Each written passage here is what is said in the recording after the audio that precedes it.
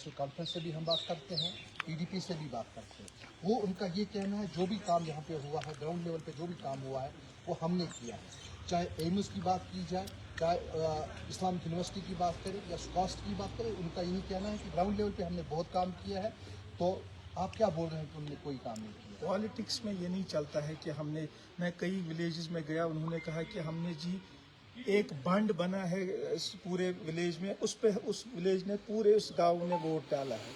ये देखिए कि हम अपना जो वोट का सौदा, जो हम मतलब वोट का सौदा इसको मैं नहीं कहूँगा, वोट जिन चीज़ों पे हम डालते हैं, हमने अपनी लेवल बहुत कम रखी है।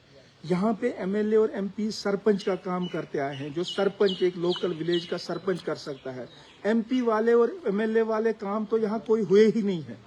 तो इसलिए लोग समझते हैं, क्योंकि लोगों की एक्सपेक्टेशंस ही उन्होंने इतनी रखी हैं कि वो बेचारे छोटा सा काम देख के भी कहते हैं कि एमएलए, जैसे उन पे कोई मिन्नत रखी हो।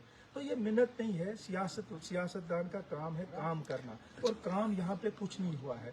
आप मेरे साथ मैं और उन तंजीमों के नुमाइंदों को भी ले, हमारे साथ पूरी कॉन्स्टिट्यूंसी में चलें। अगर उन्होंने कहीं कोई फैसिलिटी सही रखी होगी तो मैं इस सियासत से ही बेदखल हो जाऊँगा।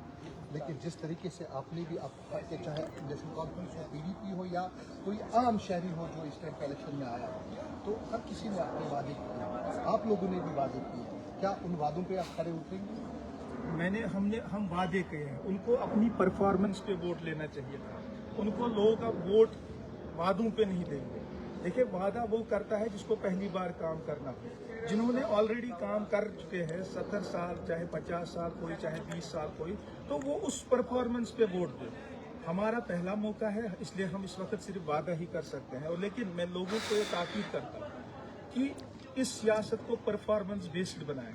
अगर वो परफॉर्मेंस बेस्ड इस सियासत को और मेरिट के साथ ले, तभी उनके काम होंगे। अगर वो जो टास्क जिस एमपी को या एमएलए को वो चुनते हैं, उसको they will put him on task, then only their problems will be solve.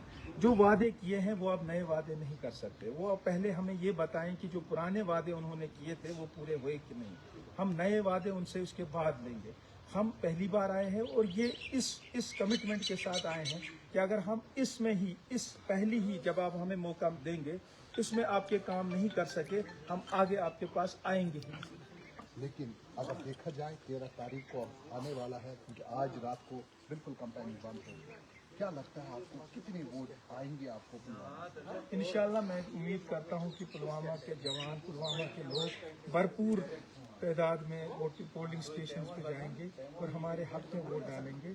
इसका मुझे पूरा यकीन है, क्योंकि नीचे आप 10 लोगों 5 लोगों को अपनी चालाकी और गलत प्रोपेगेंडे के साथ अपने साथ ले सकते हैं।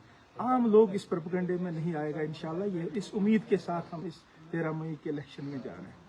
बिल्कुल, आपको पता ही होगा 13 मई को सुबह 13 मई को यहाँ पे अब वोटिंग होगी, और आने वाला वक्त ही बताएगा। जिस दिन रिजल्ट होगा उसी टाइम पता चलेगा कौन जीतेगा और कौन हारेगा। ये आने वाला समय ही बताएगा।